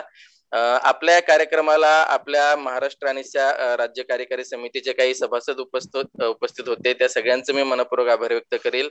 राज्य कार्यकारिणीचे काही पदाधिकारी उपस्थित आहेत त्यांचेही मी आभार व्यक्त करतो. आणि त्याचबरोबर आपले सर्व कार्यकर्ते आणि सर्व श्रोते वर्ग ज्यांच्याशिवाय या कार्यक्रमाला रंगत येणं शक्यच नव्हतं, त्या सर्वांचा सुद्धा मी या ठिकाणी मनपूर्वक धन्यवाद आभार व्यक्त करतो. विविध उपक्रम विभागाच्या वतीने ही व्याख्यान मला घेतली. हे 3 दिवसांचे व्याख्यान आपले खर तर भन्नाट होते. अगदी पहिल्या दिवशीच आपलं डॉक्टरांनी जी सुरुवात केली अगबाई आरेच्या मधून आणि जी वाचा आपल्या सगळ्या लैंगिक संबंधांनी या विषयांना फोडली, तिथून आपलं खरं तर याची सुरुवात एकदम भन्नाट सुरू झाली होती. आणि पुढच्या पातळीवर आनंदने सगळ्या गुन्हाधिक बचाव आणि आपल्या सगळ्या गोष्टी अतिशय सोप्या भाषेमध्ये जीवन हे त्यांचं व्याख्या सर्वांना उपलब्ध दिली म्हणून महाराष्ट्राने विविध उपक्रम विभागाचे काय आहेत अनिल सर आणि या विभागाचे कामगार आपले सुद्धा आहेत. या सगळ्यांचं तुम्ही मनपूर्वक धन्यवाद व्यक्त केलं. अशा मागे याबाबत कामकारी टीम कृष्णात आरती हे सुद्धा नायक हे सुद्धा सोबत होते, त्यांनी सुद्धा याची मेहनत घेतली. त्या सगळ्यांचं सुद्धा मी मनपूर्वक व्यक्त करेल. आणि मला याने आभार संधी दिली त्याबद्दल सुद्धा मनपूर्वक आभार. थँक्यू.